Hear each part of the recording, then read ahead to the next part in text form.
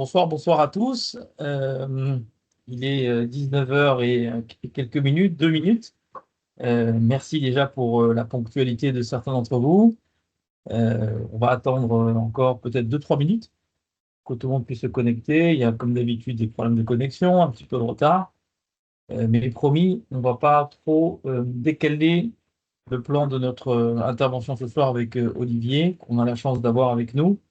Donc, je vous propose de patienter encore peut-être 2, 3 minutes, s'il vous plaît. Merci beaucoup.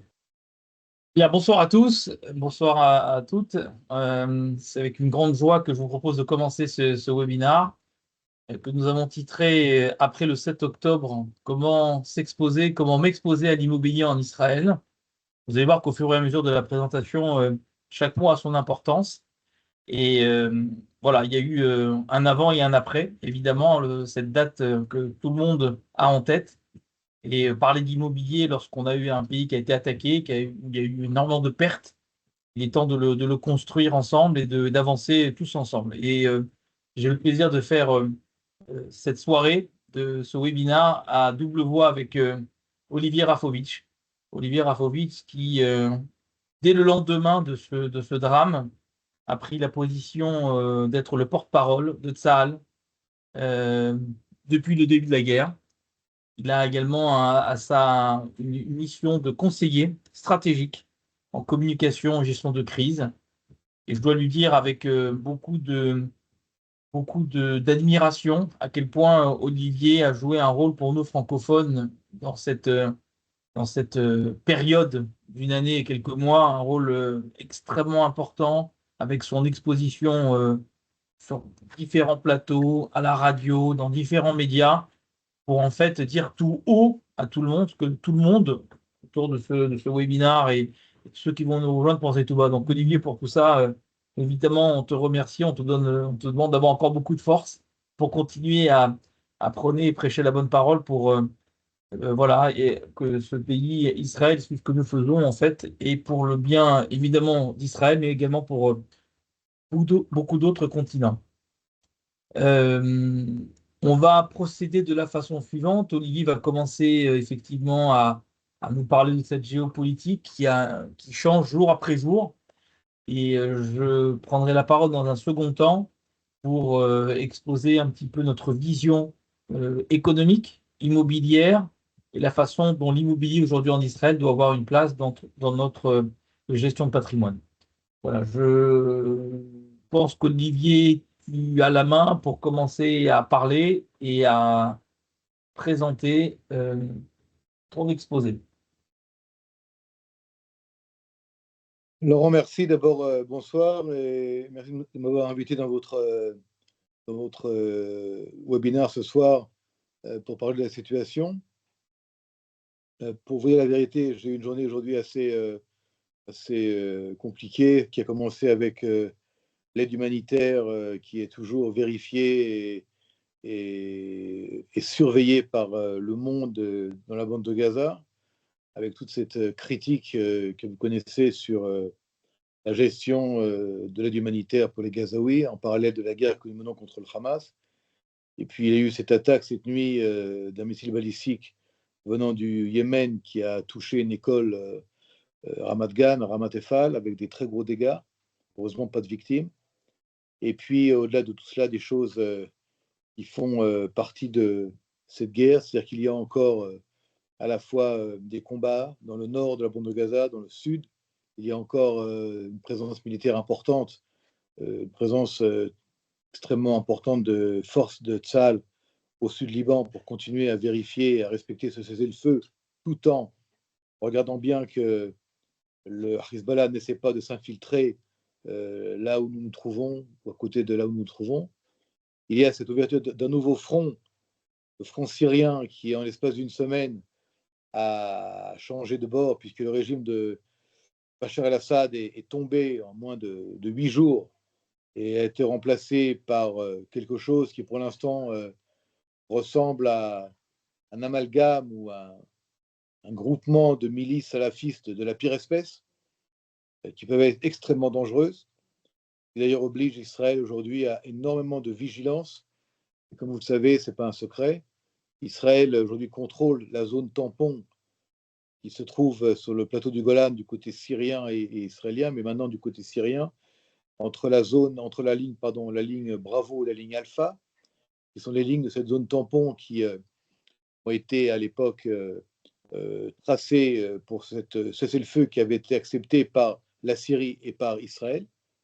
Mais aujourd'hui, Israël a l'obligation, pour sécuriser le nord d'Israël, le Golan bien sûr, la Galilée, mais bien au-delà, de contrôler le mont Hermon syrien, de contrôler, de consolider la présence militaire sur toute cette partie de la Syrie, qui est une partie extrêmement importante au niveau topographique, au niveau géopolitique. Et donc nous sommes aujourd'hui au nord, dans la partie syrienne du Golan, pour sécuriser le nord d'Israël. Nous sommes au sud Liban, toujours, pour ces 2 mois de vérification d'un cessez-le-feu qui, pour l'instant, fonctionne. Et nous continuons à être extrêmement prudents face au Hezbollah, qui est une armée terroriste de la pire espèce qui, à l'heure où nous parlons, a perdu, on va dire, l'axe principal de soutien militaire et financier qui était le soutien iranien qui arrivait de la Syrie, qui pour l'instant est fermé et bloqué grâce à des opérations israéliennes. Nous sommes toujours dans la bande de Gaza, avec des forces plus réduites, mais toujours des forces importantes dans le nord, comme je l'ai dit, dans le sud, mais également dans la ligne de Netzarim, qui sépare le nord du sud, pour éviter qu'il y ait des passages de terroristes qui passeraient du sud de la bande de Gaza au nord. Nous sommes également présents de plus en plus aujourd'hui, on en parle moins, en Judée-Samarie, dans une lutte antiterroriste quotidienne. Quotidiennement, Tsahal et le Shabak éliminent des éléments terroristes, très souvent reliés au djihad islamique ou au Hamas. Aujourd'hui, on a éliminé 4 terroristes très importants à Tulkarem, donc pas très loin des villes israéliennes comme Netanya, par exemple. Il y a le front des milices ou des proxys pro-iraniennes, comme les milices en Irak, qui sont pour l'instant relativement calmes aujourd'hui. Mais il y a une tension de plus en plus importante avec les Houthis, cette armée terroriste au Yémen, qui se trouve à 2000 km des frontières d'Israël, qui continue à attaquer Israël. Aujourd'hui, nous avons été attaqués 2 fois par les Houthis. Un missile balistique intercepté de manière incomplète, malheureusement, qui a fait des dégâts, mais pas de victimes, je l'ai dit, à 2h30 du matin, qui provoque une alarme générale dans le pays. Et puis tout à l'heure, un autre Katbam, c'est-à-dire un drone qui est détruit en arrivant vers Tel Aviv, détruit en mer Méditerranée. Et puis il y a également un autre front dont on parle moins, mais que vous connaissez peut-être plus vous-même, vous qui êtes en France ou à l'étranger, ou qui êtes ici, non pas dans l'armée, mais en tant que citoyen. C'est, je dirais, le front de la délégitimation de l'État d'Israël. On pourrait appeler la guerre de l'information, de la désinformation, qui fait des gros dégâts, qui a mis en place des mécanismes, des structures extrêmement huilées pour casser l'image d'Israël, pour essayer d'empêcher qu'il y ait des contrats signés entre des pays et Israël, pour qu'il y ait des ruptures d'associations. Et ceci fait partie également de cette guerre. C'est-à-dire que nous menons aujourd'hui une guerre sur plusieurs fronts militaires stricto sensu, mais également sur des fronts politiques, diplomatiques et, je dirais, informationnels. Alors cette guerre a commencé par une attaque terrifiante, une attaque d'une brutalité sans nom, qui a créé un véritable traumatisme. Attendez, excusez-moi, je dois juste demander à quelqu'un de faire un peu moins de bruit. Permettez.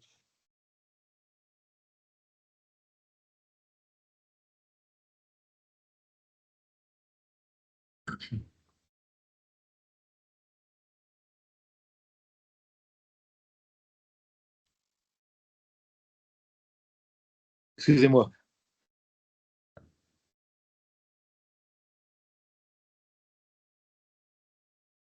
Donc cette guerre, comme je l'ai dit, a commencé par un massacre totalité sans nom, et cette guerre qui a été imposée à Israël a fait que Israël aujourd'hui n'est plus la même Israël que nous avons connue le 6 octobre.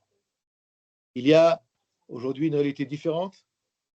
J'ai essayé très rapidement de vous la dessiner. D'abord, il y a un pays qui est debout. Un pays qui est debout avec une résilience, avec une force, et une vitalité, et une vivacité qui est inimaginable après ce qu'on a connu et ce que nous connaissons toujours aujourd'hui. Nous avons près de 13 000 blessés, dont 2 000 dans des états très graves. Nous avons plus de 1 600 morts, des civils, des militaires. Nous avons toujours, je vous l'ai dit, des dizaines de milliers d'hommes sur le terrain, et des femmes également.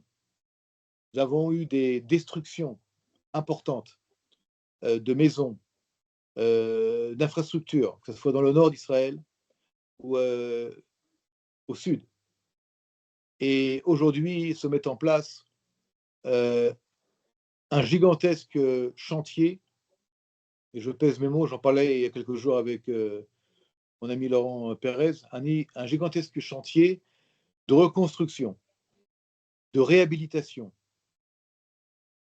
qui est fondé sur à la fois une politique gouvernementale qui va injecter des milliards de shekels dans le nord et dans le sud d'Israël, qui va également vouloir et devoir renforcer des villes qui ont été touchées très durement, Ofakim, Sderot, Netivot, un peu moins quand même, Shlomi dans le nord, Kiryat Shmona.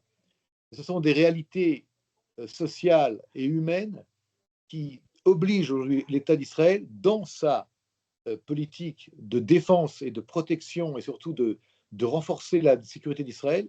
Il y a une politique qui va être basée sur renforcer ces villes au niveau infrastructure, pardon, au niveau humain, au niveau travail. Et il est clair qu'il est hors de question de laisser des zones entières comme le nord de la Galilée, ou l'extrême nord, ce qu'on appelle le doigt de la Galilée, où les villages et les villes et les kibbutzim qui ont été pendant un an abandonnés, on les laisse comme ça, sans qu'il y ait une politique de revoir de A à Z, je dirais presque l'idée sioniste de développement, de redéveloppement et de renforcement et de renouvellement aussi. Nos ennemis dans cette guerre-là, je vous le dis en tant que porte-parole de ça, j'ai été nommé pour la francophonie, je suis officier de réserve et j'ai participé à de très nombreuses réunions, et un des objectifs du Hamas et du djihad islamique, mais également du Hezbollah, avec l'Iran derrière, a été d'essayer de détruire l'ADN du sionisme, de faire que les Juifs partent, je dis bien partent des régions qui ont été attaquées, partent du sud de Hotef-Haza, l'enveloppe autour de Gaza, d'ailleurs un nom qui, à mon avis, devrait être changé, il ne faut plus parler de Gaza, il faut parler peut-être de l'enveloppe d'Israël. Cette région devrait s'appeler l'enveloppe d'Israël, non pas l'enveloppe de Gaza.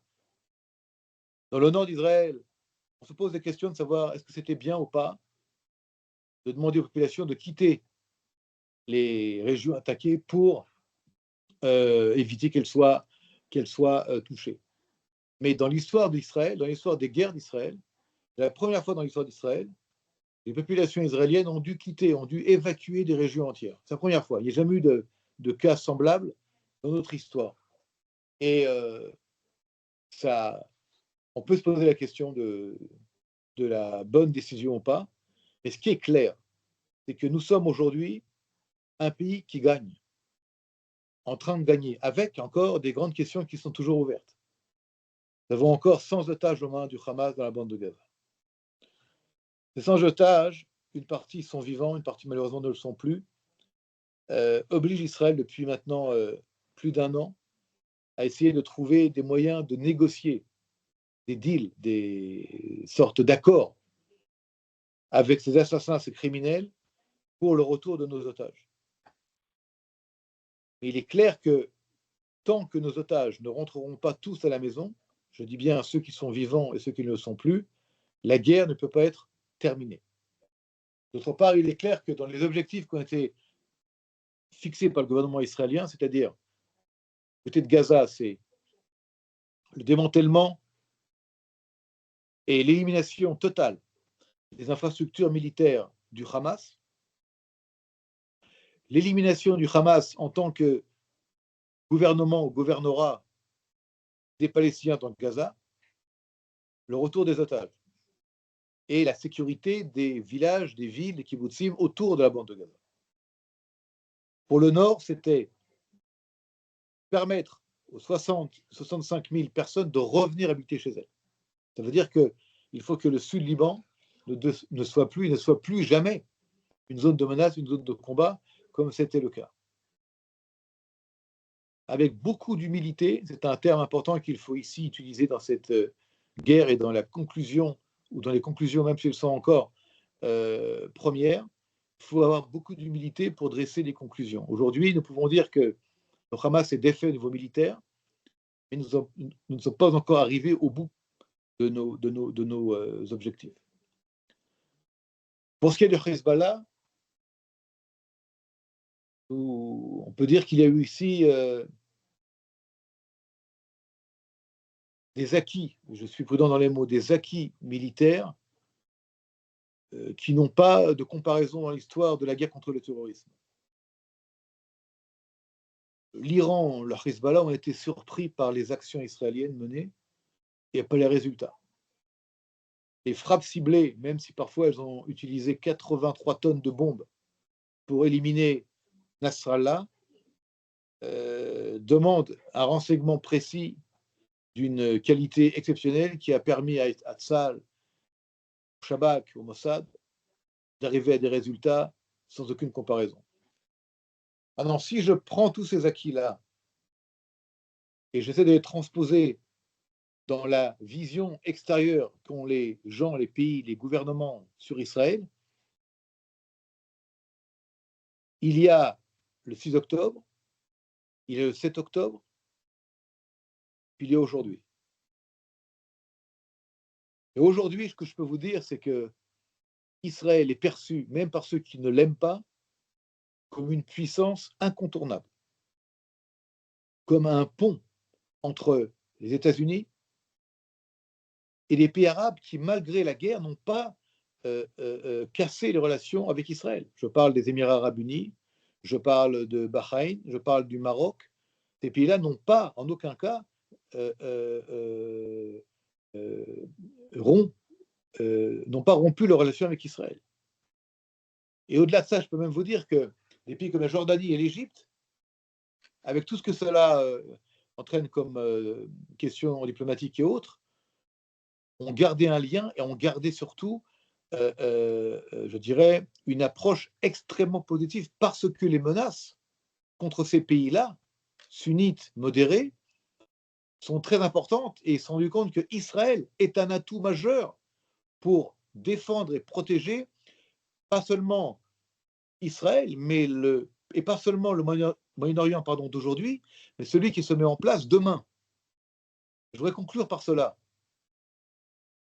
Le monde arabe aujourd'hui, le monde arabe, je pèse mes mots, l'Arabie saoudite également, voit dans cette position d'Israël, malgré la guerre, malgré les morts, malgré les otages, quelque chose qui en fait les rassure et va vers l'avenir et vers une position et va vers la vision qu'a Donald Trump comme président qui sera bientôt en place le 20 janvier 2025, dans cette nouvelle vision où Israël va être encore plus central qu'il ne l'était jusqu'à aujourd'hui. Avec une différence, et je m'arrête là, c'est que la sécurité, avec un grand S, bitachon, feront partie d'abord et avant tout de toutes choses qui relient à Israël et à ses accords et à ses alliances. Et c'est quelque chose qui rassure nos alliés et nos futurs alliés. Et il n'y aura pas de développement dans ces pays-là, je m'arrête là, sans qu'il y ait de leur part une connaissance claire qu'Israël est avec eux. Je dis bien, eux, ils veulent qu'on soit avec eux. Eux, c'est-à-dire ces pays arabes modérés qui parfois ne parlent pas, parfois ne s'expriment pas, et qui voient en Israël le garant d'une sécurité et le garant d'un développement ici. Dernier mot peut-être, si tu me permets, un dernier mot, Laurent?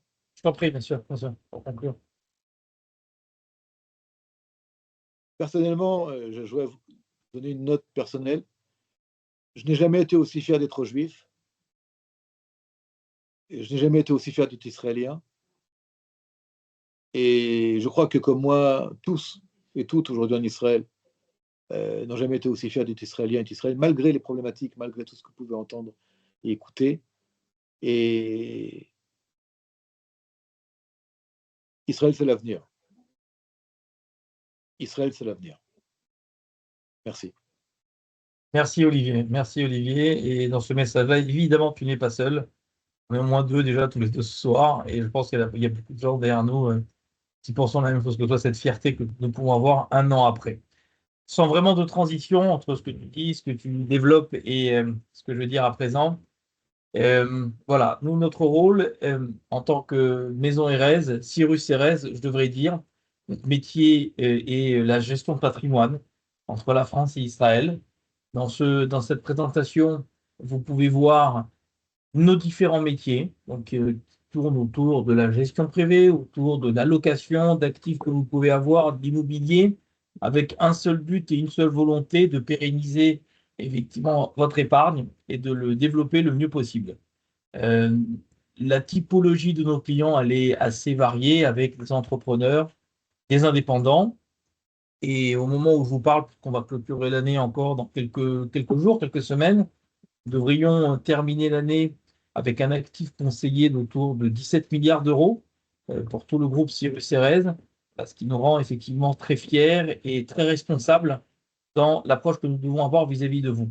Tout cela est le fruit d'une fusion, tout d'abord, entre ces deux personnes, Patrick Denancia à gauche, Meyer Azoudi à droite, euh, deux visionnaires qui ont tapé dans la main pour fusionner et se marier en fin d'année pour former cette belle société Cyrus Erez avec donc cet actif de 17 milliards en fin d'année et un peu plus de 500 collaborateurs dans le monde. Pour la partie israélienne, je suis fier aussi de vous montrer ce slide montrant la récompense que nous avons obtenue en 2022 de la main du patron de la Chambre de commerce et de l'ambassadeur en Israël français, le meilleur cabinet francophone de gestion de patrimoine. Aujourd'hui, on a à peu près 200 familles en Israël que nous conseillons, avec des solutions en shekel évidemment, et voilà, ce qui nous permet de regarder effectivement maintenant devant nous, avec notamment le propos d'Olivier. Avant de parler effectivement d'immobilier, ce qu'on aime bien faire tout d'abord, pour parler d'investissement, puisqu'on va parler d'Israël, c'est de se dire dans quel état nous sommes aujourd'hui, Israël, dans quel état est l'économie, et est-ce que investir, poser de l'argent aujourd'hui dans les banques est quelque chose de pérenne ou non. Alors, si on se remémore un petit peu ce qui s'est passé avant le 7 octobre, nous avions déjà une année 2023 très compliquée. Rappelez-vous, avec la réforme judiciaire, évidemment, en début d'année, une fuite de capitaux très importante d'Israël vers l'étranger, le shekel qui s'est énormément affaibli, le marché immobilier qui a été atone pendant toute l'année 2023. On nous promettait des faillites de particuliers, de promoteurs, avec vraiment un discours cataclysmique bien avant le 7 octobre. Puis il y a eu en fin d'année le 7 octobre avec toutes ces conséquences que nous connaissons. Lorsqu'on regarde un peu les chiffres économiques, avant le 7 octobre et après, bien sûr, il y a des différences. Si je regarde juste les prévisions de PIB en 2024 avant le 7 octobre et l'endroit où nous devrions atterrir pour la fin de l'année, 3,3 avant, on devrait être flat, 0,5. Donc évidemment, il y a des conséquences. Mais malgré tout, il y a toujours la façon de voir la bouteille à moitié vide ou à moitié pleine. Le chômage, on est en plein emploi. En ce qui concerne la dette sur PIB, un indicateur, comme vous le savez, qu'on regarde beaucoup, bien sûr qu'il a augmenté, mais on est en dessous de 70%. Des pays comme les États-Unis ou l'Europe dépassent les 100%. Ça veut dire que le poids de la dette est un frein dans toute la création de valeur par rapport au PIB. Donc on en est encore loin puisqu'on est à 70%. Les taux directeurs eh bien, ont un petit peu baissé, mais restent très contrôlés par la Banque centrale d'Israël. L'inflation également, et on a un shekel aujourd'hui qui, de manière un peu surprenante, est fort. Alors, est-ce que c'est Israël ou shekel qui est fort ou l'Europe qui l'est un peu moins? Voilà, la vérité doit être entre effectivement ces deux données. Mais c'est de se dire, on a passé la réforme le 7 octobre, on arrive sur des chiffres économiques qui, malgré tout, sont, comme le disent beaucoup de spécialistes, très résilients. Évidemment, sur ce slide-là, on ne va pas regarder chaque chiffre, mais ça saute aux yeux sur l'année 2024, le nombre de couleurs vert par rapport au nombre de couleurs rouges. Donc, on a eu une crise mondiale, parce qu'il ne faut pas imaginer que lorsque Israël va mal, ou lorsqu'un pays euh, tactique va mal, qu'on n'est pas dans une crise mondiale. Donc, malgré tout, en 2024, les bourses se sont bien comportées. Israël par-dessus tout. Il y avait des performances à faire sur des picadons à la banque. Il y avait des performances à faire auprès de compagnies d'assurance. Alors, évidemment, je ne vais pas regarder tous les chiffres, mais globalement, nous avons eu, post-7 octobre 2023 et fin d'année 2024, une année plutôt correcte et positive, résistante par rapport à tout ce traumatisme que nous avons subi. Malgré tout, gardons en tête qu'on n'a pas un horizon totalement positif. L'OCDE, très souvent, par trimestre, par semestre, nous montre du doigt sur le côté anormal des monopoles, sur le côté anormal de la hausse de la pauvreté, sur les tensions régionales, évidemment, qu'on espère tous qui vont se régler, et sur cette incertitude politique que nous avons de manière un peu récurrente. Donc, évidemment, les choses ont l'air d'aller bien d'un point de vue économique. Nous avons des grands défis pour les années à venir. Et nous avons titré à la fin cette petite flèche, là, le modèle argentin. Non pas pour philosopher ce soir, mais c'est de se dire que beaucoup d'économistes aujourd'hui se penchent sur le président argentin, sur ce qu'il a fait avec ce côté ultralibéraliste où il y a un choc total d'ouvrir ses frontières à la concurrence, faisant baisser drastiquement l'inflation, drastiquement les taux d'intérêt pour en revenir à quelque chose de normal. Alors, je ne dis pas qu'Israël doit arriver à ça, mais c'est un modèle qui aujourd'hui fait couler beaucoup d'encre. Et ce côté monopole que nous avons, sur lequel nous souffrons beaucoup par rapport au prix, peut-être quelque chose d'intéressant à regarder à un moment donné. Cela étant dit, pour quelles raisons, en fait, nous avons aujourd'hui un message plutôt positif pour l'avenir? On a clairement en Israël trois moteurs à cette croissance. L'immobilier, qui pèse de façon non négligeable sur le PIB, la tech israélienne, avec des chiffres en 2024 en très forte hausse par rapport à 2023, malgré le contexte. Et on pourrait même rajouter en troisième point la défense, avec ce que nous venons de prouver post-7 octobre sur Kippat Barzel, sur notre savoir-faire en termes de renseignement et j'en passe. Il est évident que le poids de la défense, le poids des ventes que nous allons pouvoir réaliser dans les années à venir, je ne parle pas uniquement de 2025, mais sur les 10-15 prochaines années à venir, va être quelque chose de très fort et de très puissant. Donc on a au moins trois moteurs à notre développement au PIB qui nous laisse effectivement assez confiants sur cette économie, sur le fait d'investir. Où est-ce qu'on en est dans l'immobilier aujourd'hui en Israël? Vous le savez, on a toujours une dichotomie, un marché pas du tout équilibré entre la demande d'un côté et l'offre qui est faible. Une offre qui est faible, c'est le gouvernement, et il le fait de manière intelligente pour maintenir cette certaine harmonie en termes de prix et en termes de perspective d'évolution.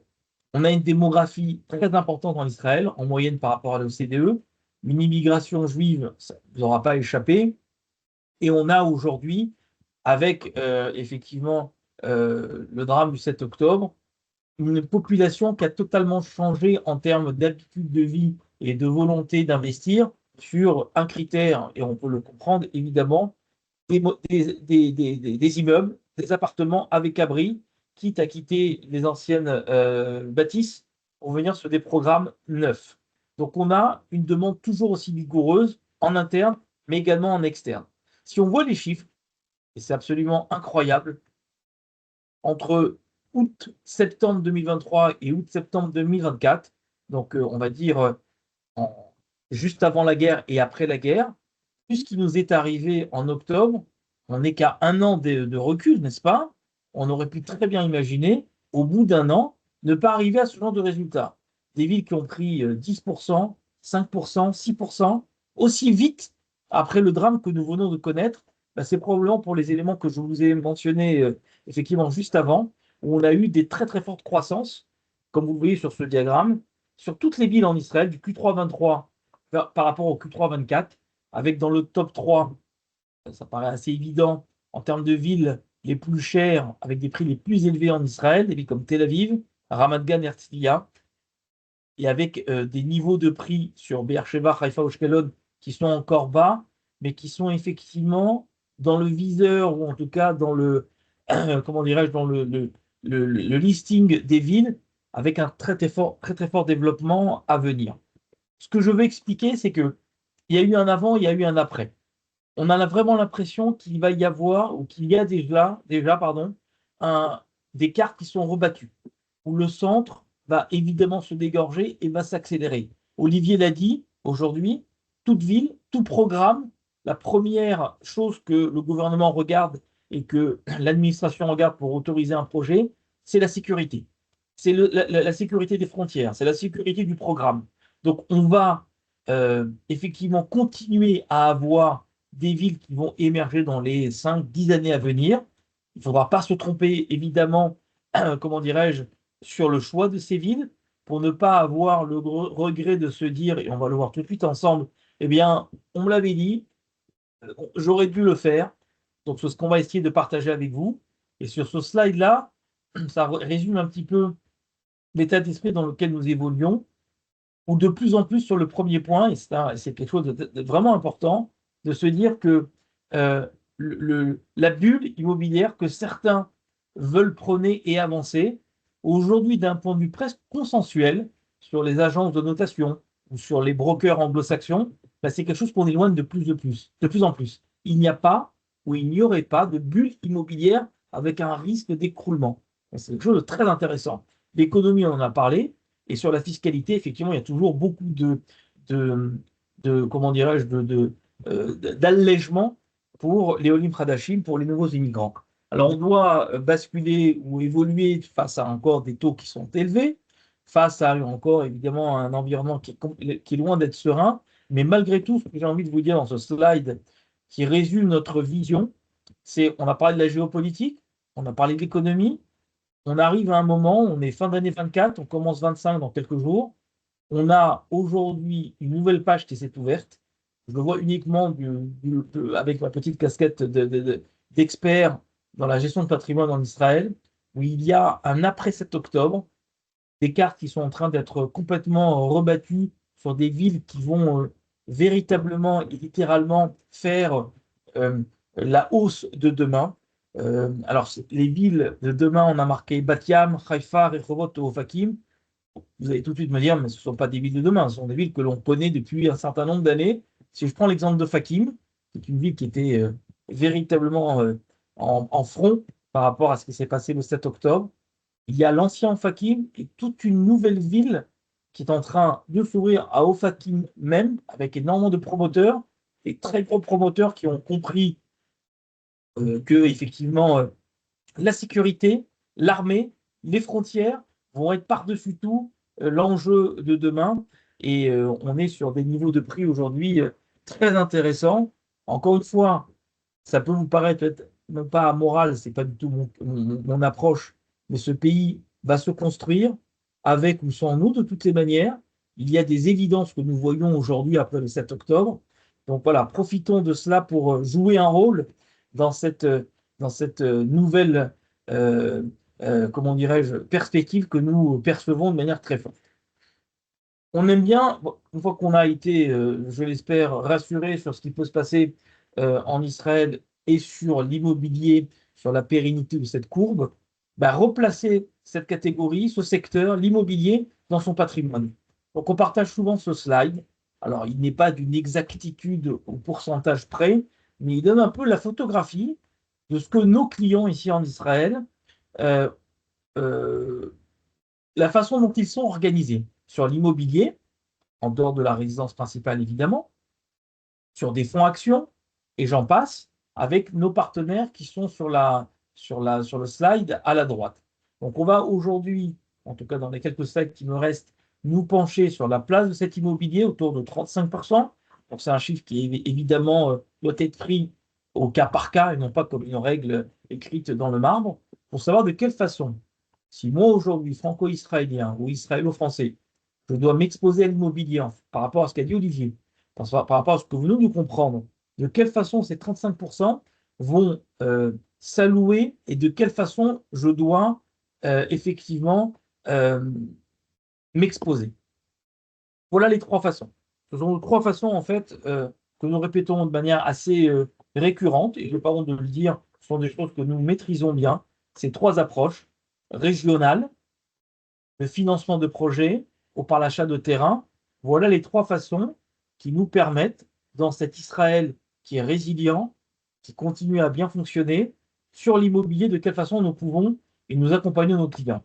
Sur le premier point, nous sommes des analystes. Au sein de Cyrus RS en Israël, nous sommes des analystes, nous sommes des experts. Donc on regarde des chiffres, on regarde des histoires. Et lorsque un projet à Batiam, comme on vous a cité en exemple, ou au Fakim, nous paraît intéressant, pérenne, avec des acteurs de premier choix, eh bien on se rapproche de la ville, on se rapproche d'un promoteur, et nous accompagnons nos clients de A à Z, comme il est titré dans ce slide, pour les accompagner à la banque sur le leverage, les accompagner auprès d'un agent sur place pour gérer leurs biens, etc., etc. Avec une seule volonté, c'est de se dire, une ville comme Ofakim, où aujourd'hui le prix d'achat doit être autour de 11 000, 12 000 shekels, sur des programmes neufs, avec des nouvelles villes, avec des jardins, avec des écoles, avec un programme absolument incroyable, c'est de se dire, il y a de bonnes chances que ce Ofakim à 12 000 shekels aujourd'hui fasse de la même manière que ce qu'a fait Beersheba il y a quelques années, en passant de 11 000, 12 000 shekels à 17 000 shekels.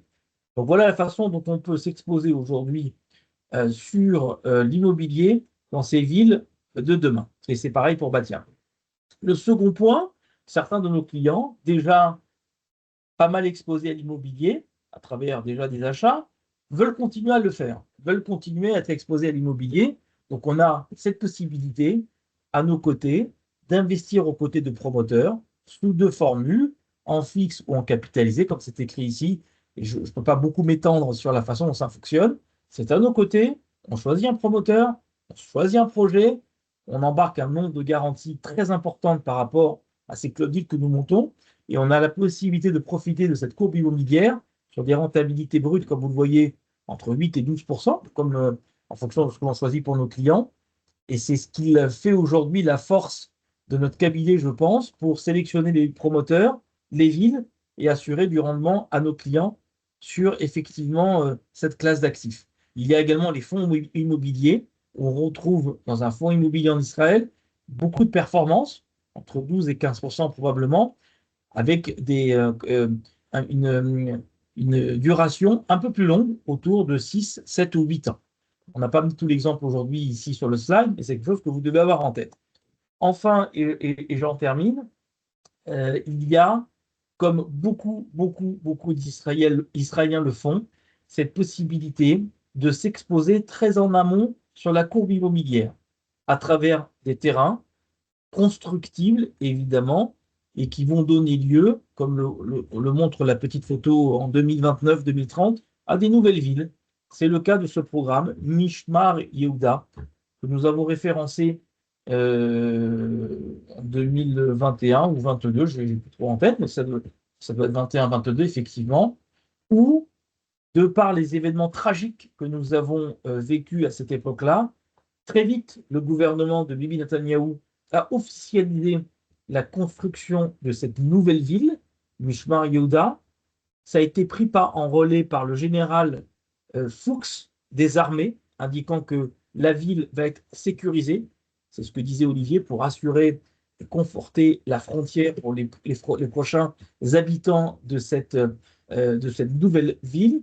Et ce que nous aimons dans cette démarche, c'est une démarche très israélo-israélienne qu'on a dû apprendre et qui est absolument incroyable, c'est de se dire, en prenant la course suffisamment tôt dans un projet, avec des bons partenaires, avec effectivement aujourd'hui une volonté de donner, de désengorger de plus en plus les grosses agglomérations avec des prix complètement incroyables. Il est possible, nous pouvons donner la possibilité à nos clients d'acheter aujourd'hui une parcelle de terrain qui va donner le droit au moment du tabac de construire un appartement et de pouvoir vivre dans une nouvelle ville. Donc, je suis désolé d'avoir été un petit peu rapide. Évidemment, on pourra y revenir ensemble, mais c'est un atout qui est absolument incroyable. C'est une très forte conviction me concernant au cabinet de se dire que on a mis 2029-2030. J'ai aucune certitude sur cette date-là, je dois vous l'avouer. C'est peut-être pas bien, mais la certitude que j'ai, c'est que en ayant un peu de temps, en prenant aujourd'hui un pari sur cette nouvelle ville qui est officiellement constructible, et on a effectivement les communications là-dessus, eh bien, en investissant ces parcelles, on aura la possibilité d'avoir notre appartement en Israël, en ayant pris le pari très tôt comme les Israéliens, de pouvoir s'exposer à ce marché immobilier. Donc, les trois façons que nous aimons beaucoup euh, aborder sont celles-là, la poche régionale dans tout le pays, le financement et l'achat de terrain.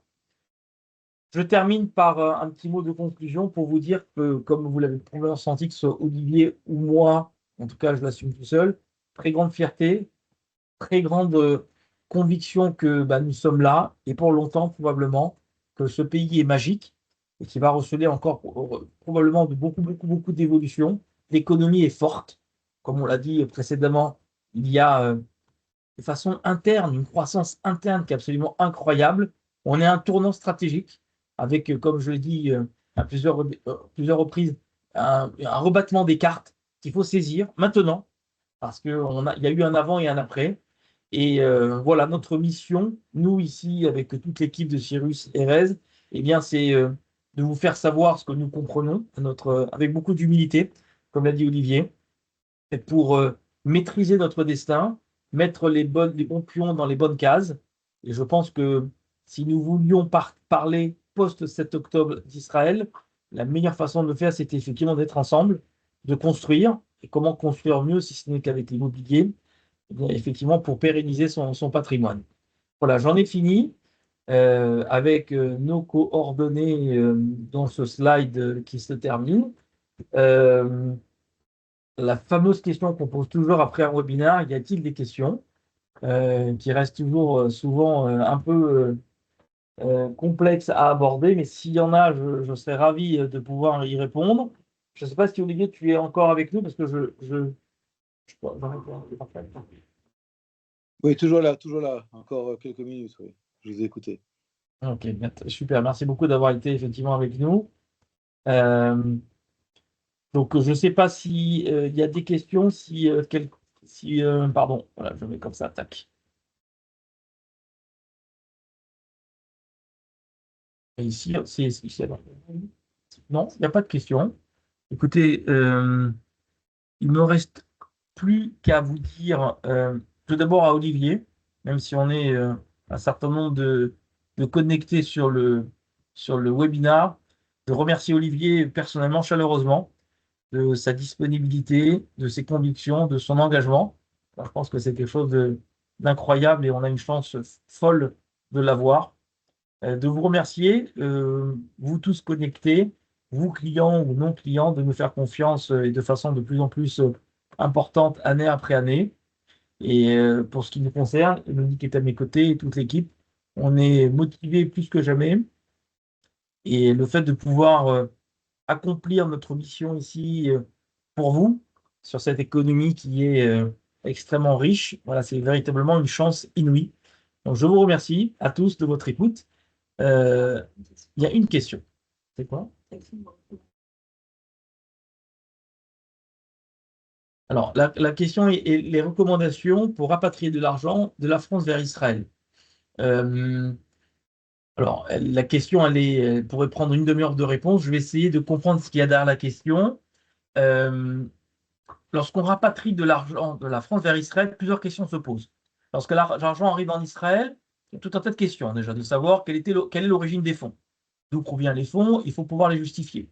Le second problème qu'il peut y avoir, la seconde question qu'on peut avoir en tête, c'est quelle est la meilleure façon pour optimiser le transfert de cet argent pour payer le moins possible ou payer de façon la plus intelligente les frais par rapport à ce transfert.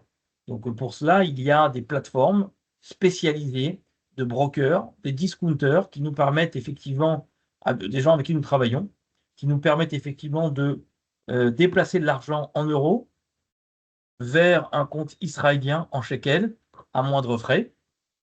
Ensuite, toute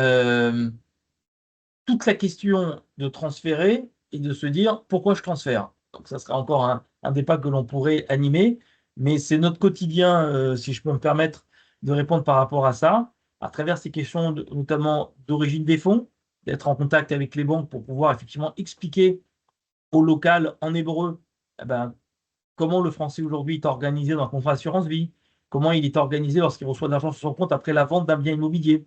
Parce que les Israéliens, dans toutes les banques, ne sont pas forcément à l'aise avec ce genre de montants qui peuvent arriver. Donc, c'est notre fonction également, et nous faisons régulièrement pour le client, par rapport aux banques, pour que l'argent puisse arriver euh, à temps. Je ne sais pas si j'ai pu répondre à la question, mais je me ferai un plaisir peut-être de discuter avec vous si c'est quelque chose de beaucoup plus précis que vous voudriez aborder. On se tient à votre disposition. Olivier, merci encore 1000 fois. Écoutez, merci beaucoup à tous.